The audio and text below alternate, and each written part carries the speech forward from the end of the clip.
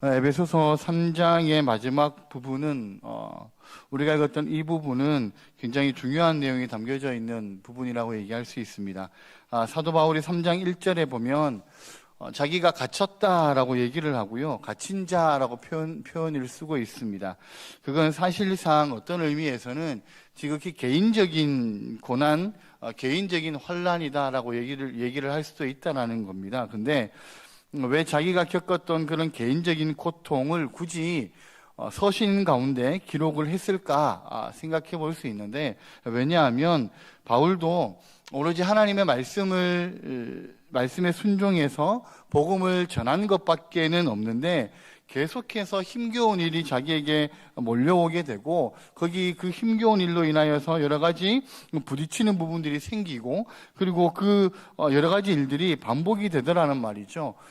굶기도 하고 또 쫓겨다니기도 하고 마지막에는 감옥에 들어가기까지 했으니까, 그러나 그런 것들을 연거푸 마주할 때 바울이 비록 사도였지만 혼란스러웠을 수도 있다라는 겁니다. 왜 나에게 계속적으로 이런 일들이 반복적으로 일어날까? 내가 하나님의 말씀에 충실하고 내가 복음에 충성하기 위하여서 이 복음을 가지고 나는 충실히 하나님의 뜻을 쫓아 나간 것밖에 없는데, 왜 나에게 이런 일들이 연거푸에서 반복적으로 계속적으로 일어날까? 아마 바울 스스로도 좀 혼란스러운 부분들이 있었던 것 같습니다.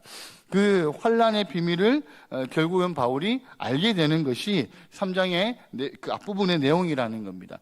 바울은 나라는 존재의 개인적인 환난의 의미를, 내가 겪는 환난이 이 개인적인 환난의 의미를 넘어서는구나라는 것을 깨닫게 됐습니다. 하나님의 우주적인 경영에 자기의 고난과 환난이 한 부분을 차지하고 있다라는 것을 깨닫게 됐다라는 것이죠. 그것을 통하여서 바울은 내가 겪고 있는 이 고난이, 이 환난이 그냥 단순하게 나에게만 적용되는 것이 아니구나라는 것을 서신에 기록하고 있다라는 겁니다. 그럼 왜 바울이 고백하고 있는 이것이 중요하냐 하면, 우리 성도들도 이런 일을 비슷하게 겪기 때문입니다. 직장에서도 그렇고 삶의 여러 부분에서도 그렇다라는 것이죠. 우리가 살아가는 삶의 여러 가운데서 왜 나에게는 이런 일들이 반복적으로 일어나지? 왜 나에게는 이런 환난들이 점점 겹겹이 쌓이는 것 같지? 라는 그런 여러 가지 비슷한 상황들이 우리의 삶의 현장 가운데서도, 우리가 살아가는 삶의 여정 가운데서도 우리는 맞닥뜨리게 된다라는 겁니다. 처음에는 우리도 그렇게 생각을 하죠. 이게 개인적인 환난의 차원에서만 우리가 이해가 된다라는 거예요. 왜 하나님이 나에게 이런 환난을 주실까? 왜 하나님이 나에게 이런 어려움을 주실까? 그러다가 어느 날 하나님의 계시의 비밀을 우리에게 열어주시듯이 우리에게 주시는 그 환난의 이유를 깨닫게 하실 때가 있다라는 겁니다. 우리에게 왜 경제적인 어려움을 주시는지, 개인적인 환난들을 하나님이 왜 우리에게 주시는지, 그것이 하나님의 큰 계획 속에 있다라는 것을 우리로 깨닫게 하실 때가 있다라는 것이죠. 바울이 그러했다라는 겁니다. 바울도 처음에는 그것이 개인적인 환난, 어려움, 왜 하나님은 내가 하나님의 말씀을 가지고 나아감에도 불구하고 왜 하나님은 내가 복음에 충실한 삶을 살아가고 있는데 왜 반복적으로 하나님은 나에게 어려운 일들을 이렇게 거푸 여러 번 왜 주실까? 개인적인 생각과 개인적인 그 고민 가운데 있었던 바울이었지만, 하나님의 큰 비밀을 바울은 깨닫게 되었다라는 것이죠. 나에게 하나님이 이런 환난과 이런 어려움을 주시는 건 알고 보니 교회와 이방인들에게 복음이 전파되도록 하나님이 끊임없이 그 길을 내가 걸어가게 하시기 위하여서 이 환난의 어려운 길로 나를 내몰고 계시는구나. 바울은 그렇게 깨닫게 되었다라는 것입니다. 그래서 이것이 단순히 개인적인 차원에서의 나에게 주는 환난의 그 차원을 뛰어넘어서 이방인과 교회를 향한 하나님의 영광을 드러내는 도구로 나를 사용하고 계시는구나라는 것을 바울이 깨닫게 되었다라는 것이죠. 그러면서 생명의 주께서 죽은 자 가운데 살리신 그 능력을 통해서 아들 예수 그리스도를 살리시고 우리를 묶어서 그리스도와 함께 하늘의 유업을 입고 그리스도와 왕노릇하며 그 상속자로 우리를 거기에 앉히셨다라고 말씀하고 계시는 겁니다. 그러니까 우리를 구원하셔서 결국에는 하나님의 유업을 있는 자로 예수 그리스도와 같은 상속자로 우리를 세우셨다라고 말씀하시는 것이 3장의 앞부분의 내용이라는 것이죠. 그래서 오늘 우리가 읽었던 14절에 보시면 처음 시작이 어떤 단어로 되어져 있습니까? 이러므로라고 시작이 되어져 있습니다. 그러니까 이러므로, 그러니까 지금부터 바울이 이제 기도하는 것이 나오는 거예요. 바울이 자신을 아는 하나님의 환난과 자신을 아는 하나님의 계획을 알았다라는 것이죠. 그리고 그 하나님의 계획을 알고 그 하나님의 놀라운 은혜와 그 우리를 상속자로 삼으신 그 하나님의 뜻 가운데 내가 비로소 그것을 깨달았다라고 얘기를 하는 겁니다. 그리고 그 이후부터 이제 바울의 기도가 시작이 된다는 것이죠. 그래서 14절과 15절 우리 성경을 보시면서 같이 한번 읽도록 하겠습니다. 시작. 이러므로 내가 하늘과 땅에 있는 각 족속에게 이름을 주신 아버지 앞에 무릎을 꿇고 비노니, 그렇게 되어져 있습니다. 15절을 보시면 이름을 주신 아버지라고 되어져 있습니다. 그러니까 성경 전체에서 이름을 준다라는 말은 사실은 창조주만이 하실 수 있는 행위입니다. 그걸 우리에게 사실은 하나님께서 우리에게도 그런 사명을 주셨죠. 그래서 우리가 자녀를 낳으면 누가 이름을 짓습니까? 물론 엉뚱한 데서 가서 이름을 짓는 사람도 있지만 우리는 자녀를 낳으면 우리가 이름을 짓든 아니면 우리의 윗대의 아버지가 이름을 짓든 그렇게 이름을 짓잖아요. 그렇죠? 근데 성경에서 보면 성경 전체에서 이름을 준다, 이름을 짓는다라는 말은 사실은 창조주만이 하실 수 있는 행위라는 겁니다. 근데 그 창조주만이 하실 수 있는 이름을 주시는 행위자인 하나님을 향하여서 바울은 뭐라고 부르고 있다라는 거예요? 15절에 보면 이름을 주신 아버지 앞에, 그렇게 되어 있거든요. 창조주 되시는 그 하나님을 향하여서 바울은 아버지라고 지금 부르고 있다라는 겁니다. 그러니까 헬라어로 아버지라는 단어가 파테르인데요. 근데 여기에서 파생된 단어 하나가 뭐냐면 파테리아라는 단어가 있는데요. 이 단어는 무슨 뜻이냐 하니까 족속이라는 뜻을 가지고 있습니다. 14절에 한번 보실래요? 14절에 우리 한번 보시면 이러므로 내가 하늘과 땅에 있는 각 누구에게 라고 되어 있습니까? 각 족속에게, 그렇게 되어 있죠. 그러니까 하나님은 이 세상을 창조하실 때 아버지로서 누구에게 칭송을 받으셔야 하는 분이시라는 거예요? 모든 족속에게. 모든 족속에게 칭송을 받으셔야 되는 분이시라는 겁니다. 근데 아담의 범죄로 인류에게 죄가 들어오고 타락이 일어나고 하나님의 자녀였던 우리가 하나님을 아버지로 부를 수 없는 그런 상황 가운데 빠지게 되었다라는 것이죠. 그러니까 이 표현 속에는요, 사실은 어마어마한 선교적인 미션이 담겨져 있는 표현이다라고 얘기할 수 있습니다. 원래 하나님이 세상을 만드실 때 이 천지 만물이 다 아버지를 높이게 되어져 있었다라는 거예요. 그러니까 모든 족속들은 아버지를 높이는 것이 당연한 것이었다라는 것이죠. 그래서 14절과 15절에 보면 바울은 하나님의 잃어버린 백성들을 향한 그 간절함, 그 마음이 14절과 15절에 담겨져 있다라는 겁니다. 이 온 족속, 이 온 모든 족속이 하나님을 아버지로 부르게 되는 그 강렬한 선교적인 열망이 바울의 14절과 15절에서 담고 있다라는 것이죠. 그러면서 바울이 이제 기도하기를 시작을 하는데 어떻게 기도한다라고 되어져 있습니까?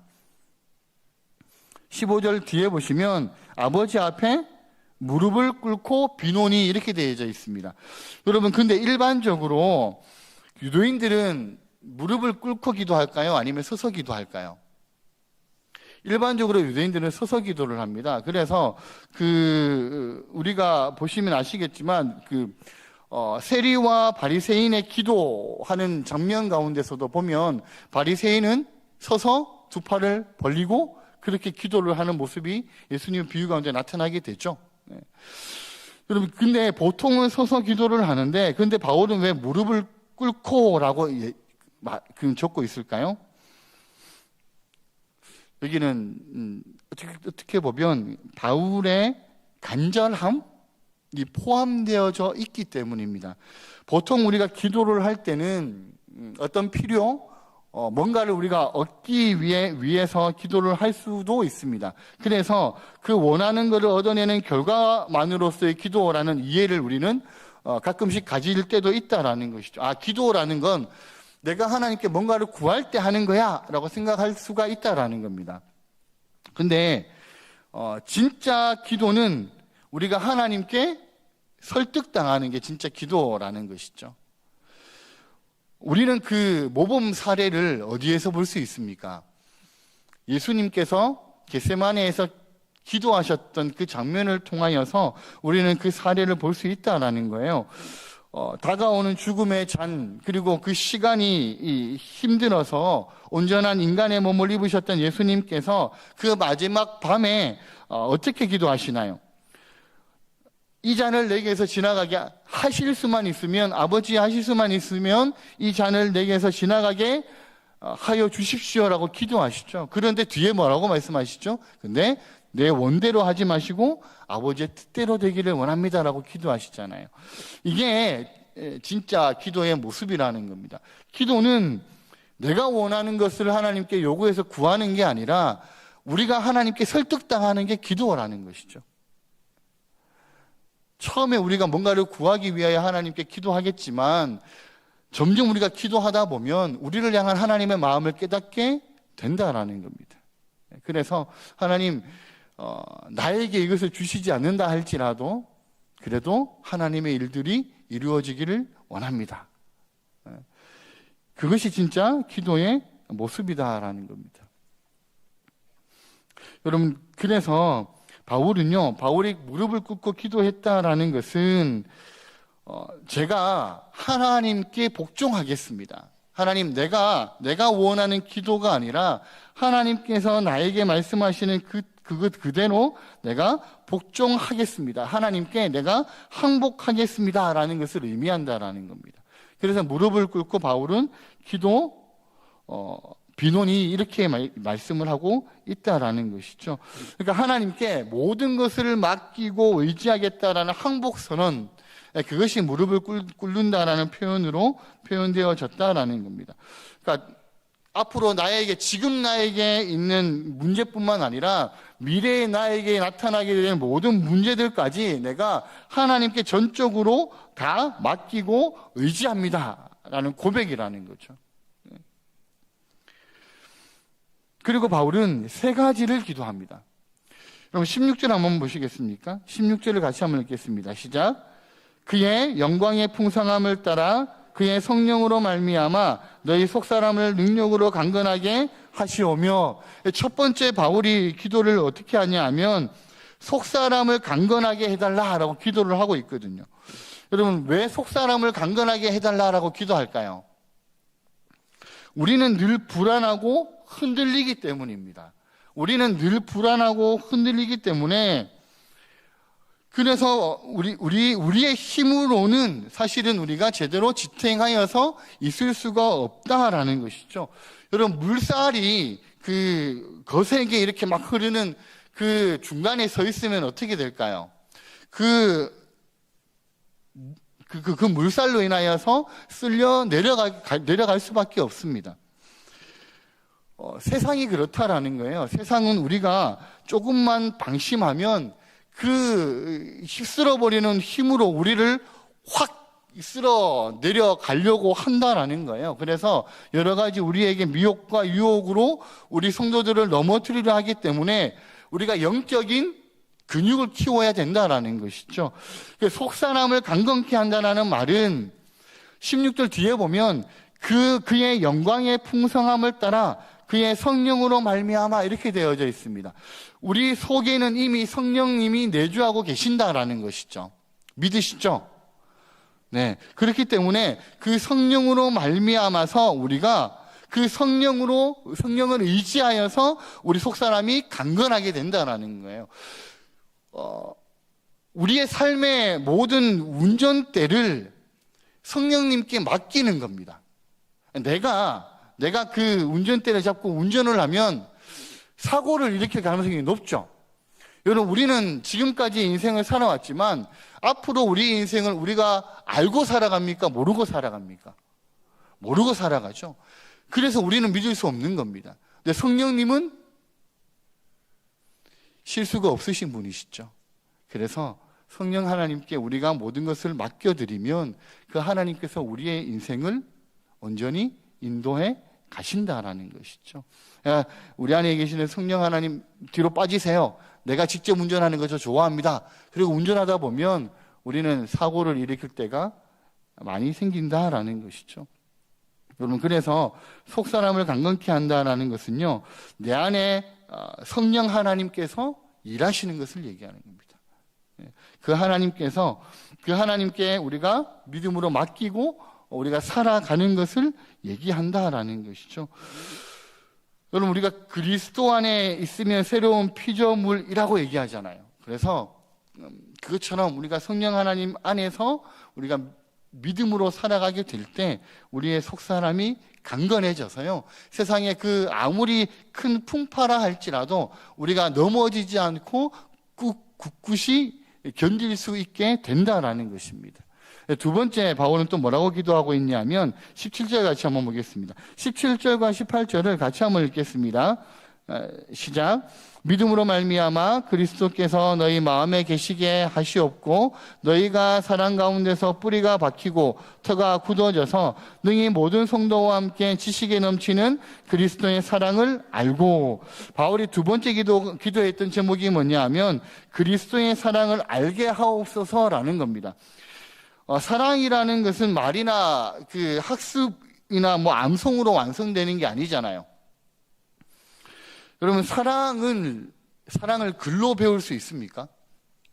물론 글로 이런 것이 사랑이다라고 우리가 정의를 배울 수 있을지 모르겠지만 그것이 우리에게 경험되어지지 않으면 사실은 우리가 사랑이라는 것을 배우기가 참 쉽지 않다라는 겁니다. 사랑은 그래서 경험으로만 배울 수 있는 것이라는 것이죠. 여러분, 우리는 사랑하면 사랑, 하나님의 사랑 이렇게 얘기하면 그냥 우리를 위해 죽으신 십자가의 그 사랑, 우리가 그 사랑만 많이 기억하고 있는데 성경은 우리에게 뭐라고 말씀하시냐 하면 19절에 보시면 그 너비와 길이와 높이와 깊이가 어떠함을 깨달아 이렇게 말씀하시거든요. 그러니까 우리가 경험으로 배울 수 있는 사랑의 속성들이라는 겁니다. 능히 18절에 보면 능히 모든 성도와 함께 라고 말씀하고 있거든요. 그러니까 모든 성도와 함께 그 너비와 길이와 높이와 깊이를 경험하는 것. 그러니까 사랑이라는 것은 교회라는 공동체 안에서 경험하고 배울 수 있는 것이라는 것이죠. 여러분, 그래서 그리스도의 사랑을 알고라고 말씀하셨는데 이 그리스도의 사랑이라는 것은 우리가 교회 공동체 안에서 경험하고 배우는 것이라는 겁니다. 여러분, 교회는 완전한 데가 아니잖아요. 교회는 상처투성인 사람들이 모이는 곳이죠. 여러분, 완벽한 사람들은 교회를 오지 않으려고 합니다. 그런데 교회는요, 상처받고 또 여러 가지 허점들이 있는 사람들이 함께 모여서 예수 그리스도의 사랑 안에서 그것들을 치유해 나가는 것이기도 하죠. 그래서 우리는 그리스도의 사랑을 훈련하고 연습하는 것이다라는 겁니다. 여러분, 그 바울이 이 에베소에 있는 교회 성도들에게요, 너희가 그리스도의 사랑을 알았으면 좋겠다라고 말씀하시는 것은 너희가 그 공동체 안에서 그리스도의 사랑을 서로 훈련하고 연습하라라는 겁니다. 그 깊이와 넓이와 그것이 얼마나 큰지를 너희가 그것들을 통하여 좀 알아갔으면 좋겠다라고 말씀하고 있다라는 것입니다. 그래서 능히 모든 성도와 함께라고 말씀하시는 거죠. 그리스도의 사랑을 혼자 알아갈 수 있는 게 아니라 교회 공동체, 한 공동체 안에서 서로 모든 성도와 함께 그리스도의 사랑을 알아가는 것이라는 겁니다. 바울은 그래서 에베소에 있는 성도들에게 너희가 함께 모든 성도가 그리스도의 사랑을 알아갔으면 좋겠다라고 기도하고 있다라는 것이죠. 여러분, 세 번째로 바울은 뭘 위해서 기도하냐 하면 19절을 보시겠습니까? 19절 같이 한번 읽겠습니다. 그 너비와 길이와 높이와 깊이가 어떠함을 깨달아 하나님의 모든 충만하신 것으로 너희에게 충만하게 하시기를 구하노라. 자, 마지막 세 번째가 뭐냐 하면 하나님의 충만으로 충만케 하옵소서, 이렇게 얘기하고 있는 거예요. 그러니까 이 말의 원문 그대로 직역을 하면 이런 뜻으로 얘기할 수 있습니다. 하나님이 우리를 구원하시고 부르신 목적지는 하나님의 충만한 데까지 우리를 이끌어가는 게 하나님의 목적이다. 그렇게 얘기할 수 있다라는 거예요. 그래서 우리는 반드시 어디에까지 분명히 이르러야 됩니까? 하나님의 충만하시게 하시는 하나님의 충만에까지 우리는 이르러야 된다는 것이죠. 여러분, 우리가 믿음 가운데 나아가게 되고 우리가 신앙의 믿음의 삶을 함께 살아가다 보면 우리는 반드시 하나님의 충만에까지 이룰 수 있게 될 것이라는 겁니다. 왜 그렇습니까? 하나님께서 그렇게 계획하셨거든요. 하나님이 우리로 신앙을 시작하게 하셨기 때문에 하나님, 때로는 우리가 믿음의 삶을 살아가고 신앙생활을 하는 과정 가운데 내가 불순종하고 내가 넘어지고 내가 연약하고 깨지고 그래도 하나님이 우리를 강권하여서 하나님의 그 충만하신 마지노선까지 우리를 이끌어 가신다라는 겁니다. 우리가 넘어진다고 해서요, 우리가 연약하여서 피한다 해가지고요, 하나님이 우리를 나몰라라 하시지 않으신다라는 것이죠. 하나님이 직접 우리를 그 하나님의 충만에 이르는 마지노선까지 우리를 이끌어 가신다라는 겁니다. 그래서 하나님의 모든 충만하신 것으로 너희에게 충만하게 하시기를 구하노라 라고 바울은 기도하고 있다라는 것이죠. 여러분, 그렇기 때문에 사실은 이 시대에 교회가 소망이 되는 것입니다. 여러분, 이 시대에 왜 교회가 소망이 될 수밖에 없는 이유가 몇 가지가 있는데요. 첫 번째는 하나님께서 교회를 통해서 일하시기 때문입니다. 우리가 하나님의 놀라운 일들을 이루어 가다 보면 하나님께서 우리를 통하여서, 그 교회를 통하여서 하나님은 일하시겠다라고 작정하셨다라는 것이죠. 그래서 그 교회의 머리를 그리스도로 두고 그 일들을 시작하고 계신다라는 겁니다. 그래서 하나님께서 교회를 통해서 일하시기 때문에 교회가 세상의 소망이 되는 것이죠. 두 번째는요, 그리스도 안에 있는 교회를 통해서 하나님의 영광을 받으시기로 작정하셨기 때문입니다. 그 하나님께서 교회를 통해서 영광을 받으시기로 작정하셨고 계획하셨고 예정하셨기 때문에 교회가 소망일 수밖에 없다라는 것이죠. 세 번째는 교회의 능력은 우리에게 있지 않기 때문입니다. 우리가 만약에 교회의 능력이라면 아마 우리는 세상에 소망이 되지 않을 겁니다. 그런데 교회의 능력은 우리에게 있는 게 아니라, 인간의 조건이 교회의 능력이 되는 게 아니라 교회의 능력은 하나님께 있기 때문입니다. 그래서 교회가 소망이 되는 것이고요. 네 번째는 뭐냐면 우리가 부족하고 연약해도 하나님의 사랑이 다시 우리를 일으켜 세우시기 때문이라는 것이죠. 여러분, 하나님의 행동 원칙의 가장 기본이 되는 것은 사랑이죠. 그래서 구원이 거기서 시작이 된 거잖아요. 그렇기 때문에 하나님께서 우리가 부족하고 연약해도, 우리는 좀 모질이가 되어도 하나님께서 그분의 사랑으로 우리를 다시 일으켜서 우리로 교회가 세상에 소망이 되게 하신다라는 것이죠. 여러분, 바울은 오늘 그 에베소에 있는 성도들을 위하여서요 기도합니다. 속사람을 강건하게 되기를 기도하고요, 또 그리스도의 사랑을 알게 되기를 기도하고요, 하나님의 충만한 데까지 이르기를 기도합니다. 왜요? 그래야지만이 교회가 세상의 소망이 되기 때문입니다.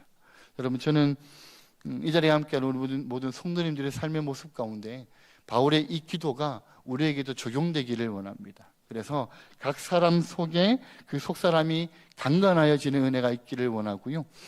그리스도의 사랑을 우리가 다시 한번 깨닫게 되어서 그 사랑의 깊은 데까지 들어가는 은혜가 있기를 원하고요. 하나님께서 우리로 충만한 데 이르는 마지노선까지 우리를 쑥쑥쑥쑥쑥 키워주셔서 우리로 그 믿음의 삶을 세상 가운데 흔들리지 않고 살아갈 수 있는 하나님의 사람으로 만들어 주실 것이라는 것이죠. 이 세 가지 바울의 기도를 기억하시면서 하나님, 나도 그렇게 되었으면 좋겠습니다. 하나님, 나도 바울이 에베소 교회 성도들을 위해 기도한 것처럼 그 세 가지 기도 그 제목이 나에게도 적용되기를 소망합니다. 그 믿음 가지고 믿음의 삶을 살아가시는 우리 모든 성도님들의 삶이 되시기를 예수님의 이름으로 축복합니다.